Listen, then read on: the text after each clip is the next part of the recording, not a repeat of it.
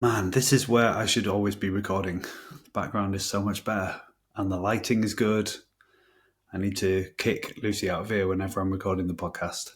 Also, better sound as well, I imagine, without the school just across the road, people walking past the window shouting, or cars coming past. I've got the history of hip hop here, a brief history of rave and electronic music here, this beast of a plant that's been with us for a long time, a little bookshelf of cookbooks, games and stuff. It's all good. I hope you're doing well.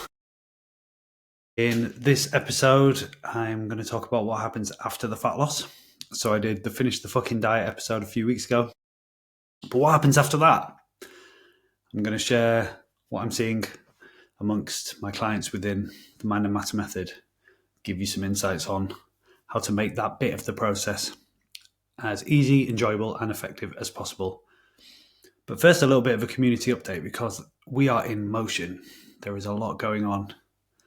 I'm feeling aligned, calm, energized, and excited about what the rest of the year holds, really. We've got, within the Mind and Matter Method community, our Back to School Fat Loss Challenge, which started on Monday of this week. Loads of support amongst the community, guys pushing each other on, sharing their wins. The goal is simple. The guys are working together with the shared purpose of losing body fat, building muscle, and maintaining consistency over the next 6 weeks. Now the kids are back in school and routines are back to normal after the summer.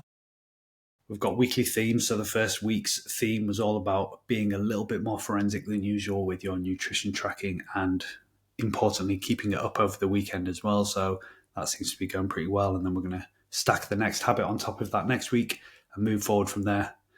So that's going really well. We've got the Mind and Matter Mastery Peak Performance Protocol. My mastery clients are now embodying the Mind and Matter ethos and using the Peak Performance Protocol on a weekly basis as a North Star to say, okay, what matters most to me this week? Do I need to focus most on training or nutrition, or is it recovery? Is it cognition? Is it getting myself out of my comfort zone? Is it simply riding the positive wave of momentum that I feel I'm on at the moment? So it's really exciting to be going deeper on all of the topics I care so much about with those guys. And apart from anything else, I'm noticing the benefits of sharing my focus with them as well. So I'm trying to become more consistent with my meditation yet again. And also with tracking my nutrition and tracking my health markers, because when I'm not in a fat loss phase, they are the things that I drift away from. More on that in a moment. But sharing my performance focuses on a weekly basis with the mastery group is really helping me stay on track. And what I've realized this week is I need to be a bit kinder to myself. With the meditation especially, it's really easy for me to fit it in Thursday, Friday, Saturday and Sunday. Monday to Wednesday, when I'm taking the kids to school or sorting my oldest out so he can get himself off to school, when I get back from the gym at about 7:15, that time from then until 9 a.m. is a blur. We're just in reactive mode, getting everything done, getting them sorted. And I need to not give myself a hard time for not fitting meditation in on those days. It's okay if I only do it 4 days a week. Doing it 4 days a week consistently is still a win. And just realizing that this week and trying to realign my schedule a little bit so that I'm setting myself up for success rather than constantly feeling like I'm not doing enough. So that's going really well. And then the third thing is I'm soon to launch a really short, sharp 2-week fat loss Kickstarter for guys who might not be ready to join the full Mind and Matter Method program yet. Just 2 weeks with workouts, nutrition, support and guidance from me in a group. Started to publicize that a little bit and getting some signups for that already. So I'm looking forward to that as well. And outside of that, I'm feeling more creative, more focused. I'm really enjoying writing purely for pleasure. It's so freeing writing without a goal in mind because I can truly write from the heart. So I've started a Substack. I'm sharing my ideas and thoughts on our relationship with work, particularly knowledge work, And I'm excited to do more of that. In fact, I've got a free weekend on my own tomorrow. So I'm going to spend a few hours writing my third article there. I will share the link to that in the show notes. So if you are interested in what it's like to run a small business, or how you can go about taking more control of your career, or focus and productivity in our relationship with technology, and all interrelated subjects, then definitely check that out and let me know what you think. And much more to come as well. So hopefully you can tell by the way I'm talking about it, I'm excited and things are going pretty well, and the community are really showing up and supporting each other at the moment. There's so much to be said for that sense of shared purpose and working through our struggles together. And it's not all just about physique and health. One of my clients got made redundant recently. This guy's in the community offering to make connections, link him up with people that they might know to help him out. So inspiring to see that, and long may it continue. Okay, this week, what do you do after the fat loss? So if you've listened to Finish the Fucking Diet, you will know that that was an impassioned plea for people not to drift away and leave themselves with unfinished business. On the back of me noticing that that was happening to a fair few guys within the Mind and Matter method. And in fact, one of those guys has come back and rejoined. Maybe because of the podcast, maybe not. I don't know if he even listened to it, but it was brilliant to welcome him back and to help him finish what we started.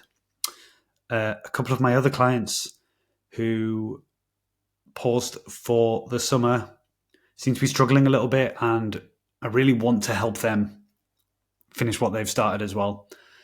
So that's what that was all about. But what I also notice is that after the fat loss is the next challenge. And often this phase can actually be more difficult and more challenging than the fat loss. Because when you've got a goal in mind, like seeing your abs or hitting a target weight or just getting to a level of leanness that you're really happy with and then want to maintain, you're zeroed in on the goal. And it's not easy. It's not easy because you need to be consistent. You need to be diligent. You need to have patience. You need to push through those difficult times, the weeks, the months where it becomes difficult, where your schedule's kicking your ass or your motivation dips. But if you do that, it's fairly simple in that we know what needs to happen in terms of the foundational training and nutritional habits that are going to get you to that level of leanness. And it's just about doing them consistently enough over a long enough timeline. And if you do that, you will win. So you're focused on that goal. And then when you achieve it, what do? A lot of people will go, okay, what's the next goal? And knowing what to do after that can be difficult because the next goal you have is likely to be a bit more ambiguous, a bit more nebulous. It might be, I want to build some muscle. Or it might be, I just want to get stronger. Or maybe you want to train for a competition like a marathon or a high rocks or a half marathon or whatever it might be. But what you definitely don't want to do is regain any of the body fat that you've worked so hard to lose. And finding your maintenance range of calories, because it's a range, not a specific number, can be difficult as a goal. It can certainly be less motivating than I'm seeing my progress with the fat loss. It's coming off. I can see the scale going down. I can see my abs coming through in the mirror. I'm going to keep going. Because fat loss can happen quickly. Gaining strength, gaining muscle takes time and patience, and it's a much slower process. And what I see, and what I have been myself, is two camps of people at this point. The first camp of people are those who have worked so hard to get lean, and they're really proud of what they've achieved. But when I tell them it's time to start eating more because you've been intentionally undernourishing so that your body uses stored body fat for fuel, that might introduce some fear or some resistance because they are potentially scared of regaining the fat that they've worked so hard to lose. If you spent a year losing body fat and getting lean, The last thing you want to do is 3 months down the line have regained some of that body fat and just feel like, fuck's sake, I'm stuck in this cycle again. So we want to avoid that. But that fear can leave people stuck. It can leave people stuck in a caloric deficit, undernourishing. So they're not fueling their training properly. Their cognition, their focus, their mental health will all suffer as a result of that over a long enough timeline. A kind of side problem to that is you're just not hungry. You can really get used to eating 1,400 calories a day. And it sometimes becomes an issue of, I'm not actually hungry and eating more makes me feel overly full or bloated. That's Camp A. Camp B are the people that finish the diet. They're really pleased with what they've achieved. And then either consciously or subconsciously, the reins come off. I'm no longer on a diet. So I'm not going to track what I'm eating anymore. And I'm going to allow myself permission to eat or drink all of the things that I've been denying myself for the last year or however long. The first group of people risk leaving themselves fatigued and under-recovered and making slow or no progress. The second group are at high risk of regaining body fat and then feeling like, I've got to do it again. And I have been both of those people at one point or another. I'm pretty sure I've talked about this on the podcast. I've definitely written some emails about it, but I stayed in a caloric deficit for years out of fear of regaining fat. And I've also done the opposite. I've also finished a fat loss phase and then it's like a switch hits and within weeks I'm overeating or I'm not tracking. Like I said at the start, I finished a fat loss phase July time, into August. And when I'd done it, I reverse dieted out of the phase, which I'm going to explain how I did that and how my clients do it today. But then I find sometimes I will gradually drift away from tracking so consistently, or I won't track my weight, I won't track my waist measurement. So I need to make sure that I stay on track and keep doing those foundational habits, at least for a while. So I'm doing that consistently in the Back to School Challenge, and the Mastery Group are definitely helping with that, with a bit of public accountability. And what that has meant for me is that I've spent years spinning my wheels, making no progress, yo-yoing, and I could be way further on with my physique. I could have way more muscle if I'd had the testosterone to build it, I suppose. And I could have avoided a lot of frustration and wasting so much time and energy, really. But it's okay. I'm through it now, and now I can help you avoid all the mistakes that I made. But that is exactly why we take a strategic, incremental approach to finding your maintenance range once the fat loss phase ends through what's called the reverse diet process. And the reverse diet process that we use within the Mind and Matter method is the solution to either being fearful of eating more, or simply not being hungry and feeling like you're force feeding yourself, or YOLOing your diet after the fat loss ends and just ending up eating everything and ending up regaining body fat. Scientifically, there is probably no difference whatsoever between jumping from 1,500 calories in a deficit to 2,500 calories at what we believe to be your maintenance range within a week, or going from 1,500 a day to 1,700 to 800, then up to 2,100-ish, then up to 2,300-ish, then up to 2,500 over the course of 4, 6, 8 weeks. Scientifically, they would probably result in the same outcome or such similar outcomes that you wouldn't notice the difference. But this is not all about science. There is also an art to implementing these behaviors and doing them in an effective way. And physically and mentally, it's much easier to imagine bumping your calories up by 200 to 300 a week for a couple of weeks and still assessing your health markers, your weight, your waist, your numbers in the gym, and then moving up from there, rather than jumping in to suddenly eating 1,000 calories extra a day. So if you're fearful of eating more, then me telling you, right, next week you're eating 2,500 calories. Good luck. That's going to make things worse. Or if you're in the second camp and you might be prone to really going for it, me telling you, right, next week you're eating 2,500 calories might just make you go off the rails and you end up eating 3,000 calories. And that's why we take an incremental approach. So the way this works is we take it incrementally. So let's use the example of me. Let's use the example of finishing a fat loss phase on 1,600 calories a day. My maintenance range is about 2,500 to 600 calories, I'm thinking. I'm average physical stature. I'm not an average person, as you know, but average build. I would then bump my calories up to 1,800 or 1,900, so up by about 200 to 300 calories a day.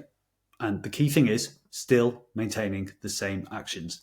I'm still tracking. I'm still prioritizing protein. I'm still eating a mainly healthy, nutritious, whole foods diet with some room for flexibility and treats and things that I like. I'm still training hard. I'm still doing my steps, my cardio, and I'm still tracking my weight and my waist. When you've done that for a couple of weeks, not only are you mentally and physically more used to eating more food, you will see that your weight may have gone up a little bit, but that's water weight because you're eating more, potentially eating more carbohydrates. But it won't have shot up. And I can say with 100% certainty that you have not gained any body fat going from 1,600 calories to 1,900 calories. In fact, you are probably still in enough of a caloric deficit that over those 2 weeks, you've still been losing body fat at a slightly slower pace than you were previously. And assuming all that is correct, then we bump again. So maybe we go up to 2,200 now.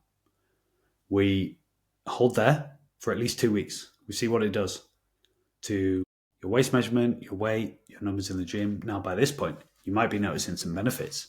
You might be noticing your progress in the gym is coming a little bit quicker because you've got more energy. You might be noticing there's less brain fog, there's less early evening fatigue, more consistent energy through the day, more focus for your work. You feel a little bit happier, you feel a little bit more energized.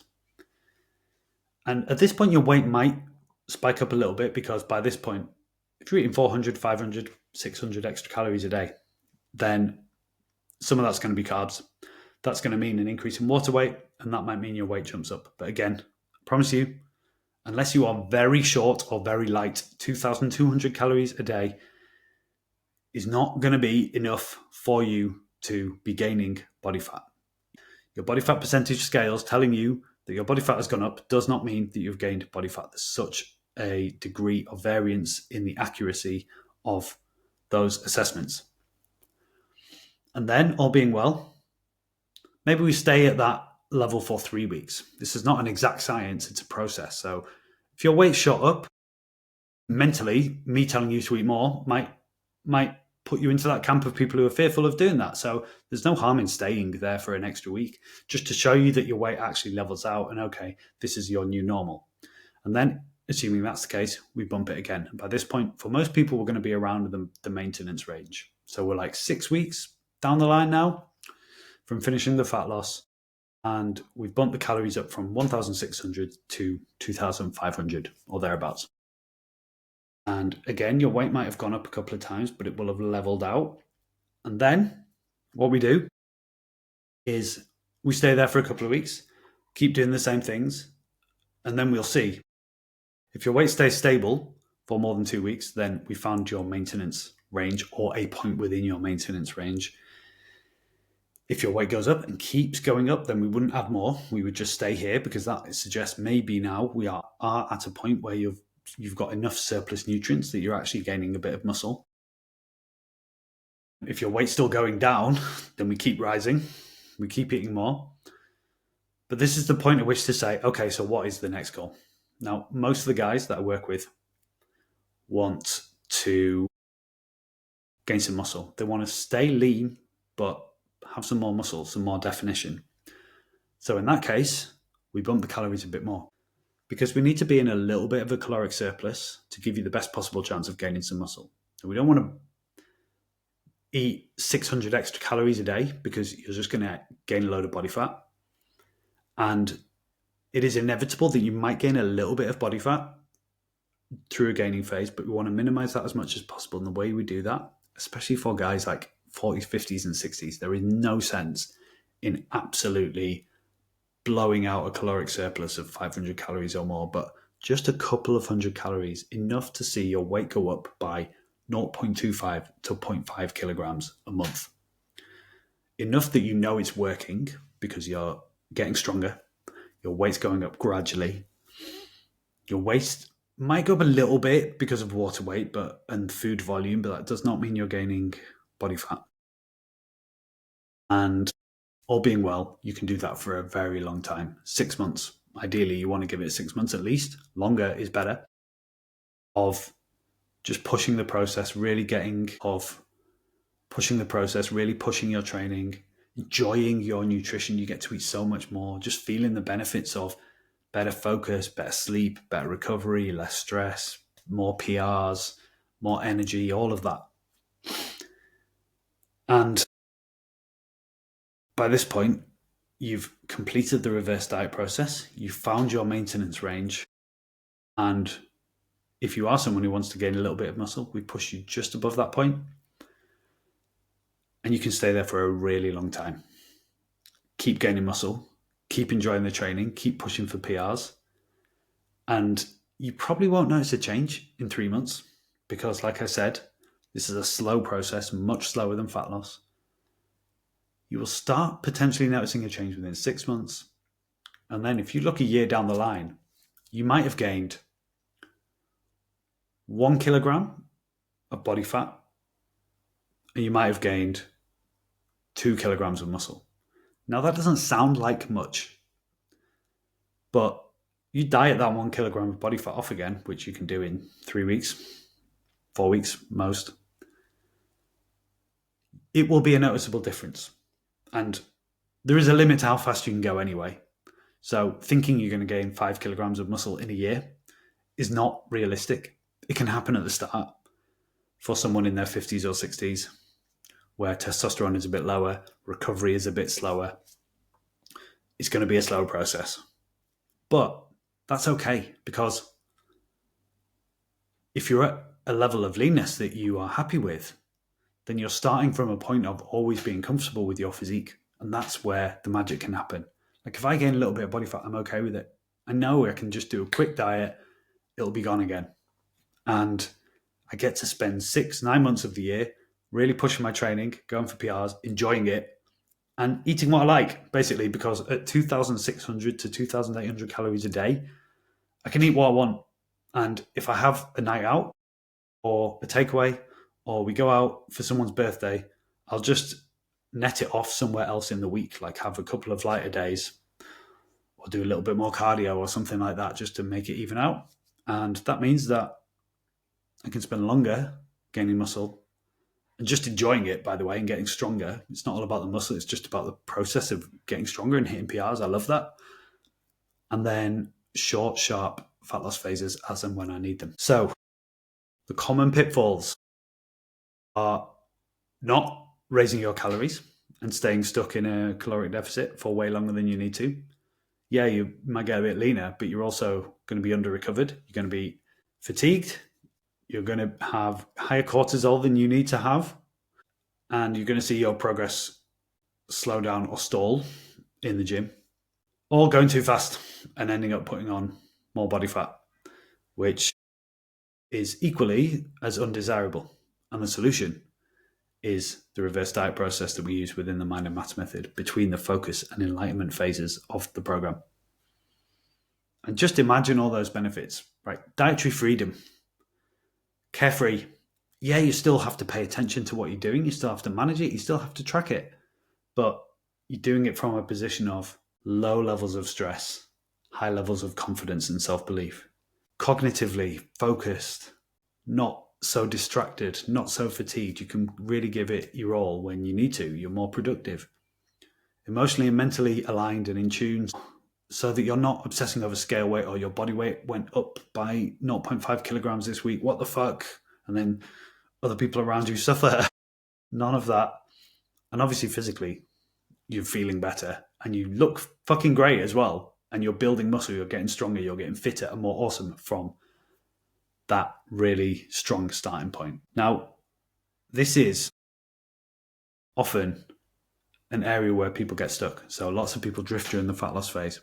But those who finish it and achieve what they wanted to, this bit, because it can be ambiguous, because it can seem a little bit like, well, when do I raise calories? Am I tracking the right things? And it can be a bit of a head fuck when progress is slow or when your weight does jump up as you increase calories.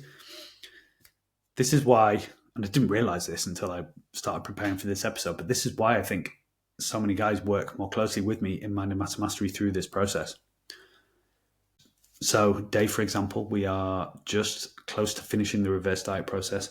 His challenge has been eating more because of not really feeling hungry and getting used to his calorie deficit. So we've been just making some smart switches to his nutrition, replacing low-fat cheese with full-fat cheese, having more liquid like smoothies and things like that, just to make it easier for him, a little bit more peanut butter, a little bit more olive oil here and there. Just those small switches have allowed him to bump his calories up by 200 to 300 a day, start fueling himself properly without feeling bloated or more full, because we haven't actually increased the volume of food he's eating. We've just made a few switches. Brett, who has gone through the reverse diet process with me and is now doing the fun bit of just pushing hard for gaining some muscle over the coming months, which is really nice. Richard, who I've gone through a couple of iterations of this process with him, he has gained 3-4 kilograms of muscle, I think, in that time. He's now going through the fat loss phase again to get abs lean, and I'm really excited to share his photos when he gets there because it's going to be a sick transformation. He's well on the journey there and doing really well. And Darren, who has hit his scale weight goal and now is going to start that process of eating more, fueling his training, and his goal is to hit PRs in the lifts he cares most about, which are his squat and his bench press. He's got some really ambitious but achievable targets for both of those lifts, and we're going to work together on achieving that, and it's going to be so much easier for him once he's eating 500, 600 extra calories a day like he will be in a couple of months' time. And I think the benefit that those guys are getting from doing that more closely with me is it takes away that kind of head fuckery and the doubt and the guesswork. So obviously you don't need mastery to do the reverse diet. If you're in the Mind and Matter method, you get all of the resources you need, you get all of the processes, the protocols and everything, all the guidance you need, and my support along the way, of course. But I can see why it's beneficial for those guys who have gone through the process with me to have done so. And honestly, I wish I had a coach 5-8 years ago when I was staying stuck in a caloric deficit, or when I was overshooting my calories and gaining fat and then going through the process of doing diet phases again and again, because I would definitely be a lot further on now. But whatever, man. Life's good. I'm not going to complain too much. And really, Mind and Matter Fitness and the Mind and Matter method is a series of processes, systems, programs, protocols that I've created because they didn't exist when I needed them. So I hope this has been helpful. Have a good one, and I'll see you soon.